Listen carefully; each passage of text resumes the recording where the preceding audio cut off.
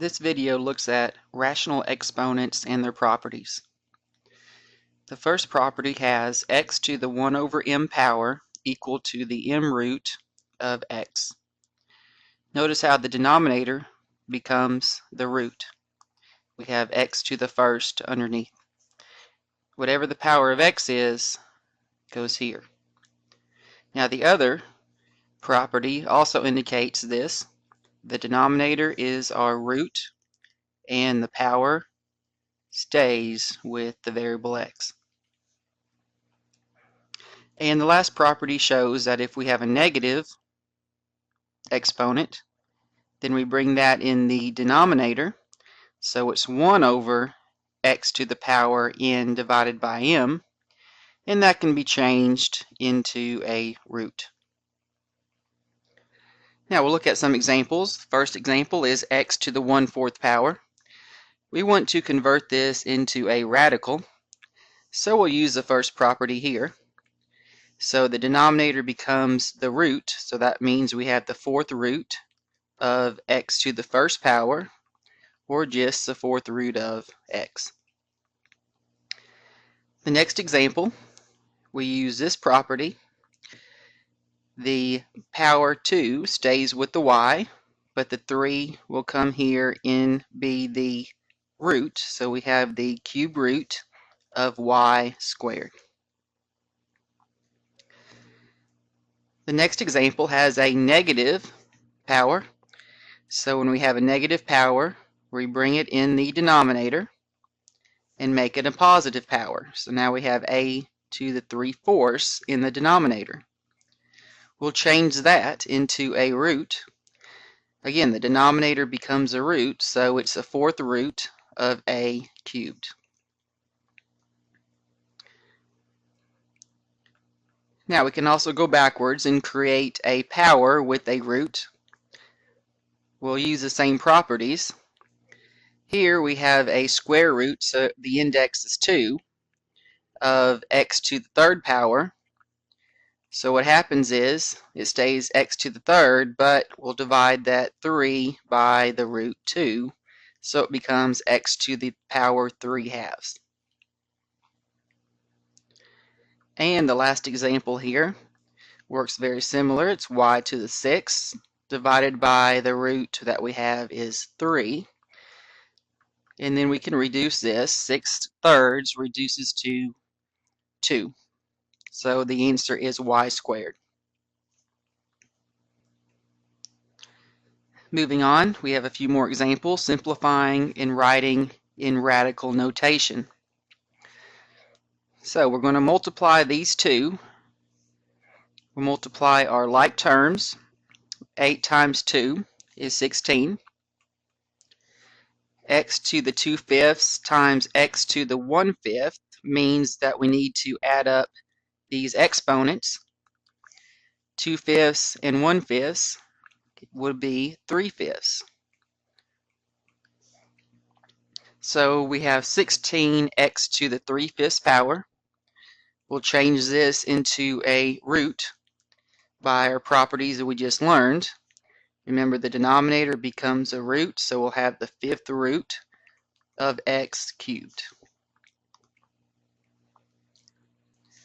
The next example, very similar. We'll multiply 10 and 5, we get 50. And then we multiply a times a, so we need to add these exponents. 3 plus 1 will give us 4. So we have a to the 4/8, which reduces to 1/2. So we can write 50 times the square root of a, square root from the denominator 2. Now our next example has a 1/2 power, and we need to raise each variable inside the parentheses to the 1/2. In order to do this, we'll multiply 1/2 times every power. So to start with, we have x, and 6 times 1/2 is 3. Then we have y. 2 times 1/2 is 1. divided by z. 3 times a half is 3 halves. So this equals x to the third times y divided by z to the 3 halves. Now I'm going to rewrite z as a root. So we have x to the third times y divided by the square root of z cubed. In the next example, we have a squared for the power.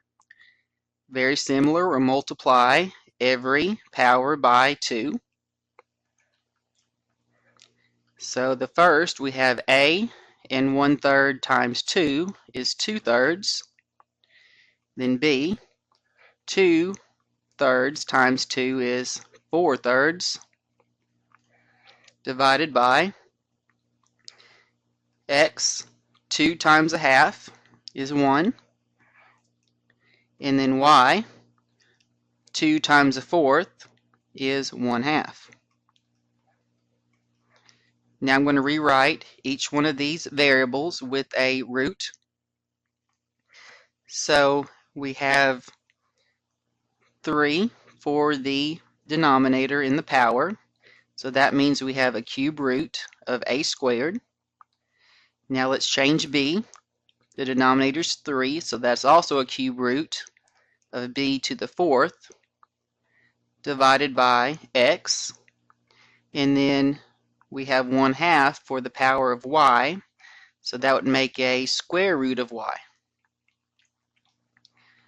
Now I can combine these two numerators because they have the same root. So this would be the cube root of a squared b to the fourth divided by x times the square root of y.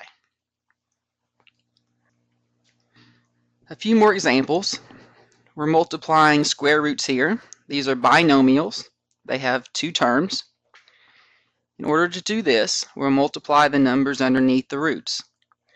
So starting with a little bit of FOIL, the square root of 3 times the square root of 3 will be the square root of 9, which we'll reduce later. Then I'll multiply the next. Square root of 3 times negative square root of 5 is a negative square root of 15. Now I'll multiply these together. Square root of 5 times the square root of 3 is a positive square root of 15.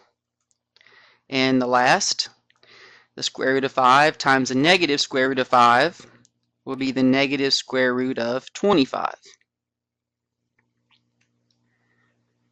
Now I'm going to simplify this. This will be 3. These terms cancel out. Minus, and the square root of 25 is 5. So 3 minus 5 is negative 2.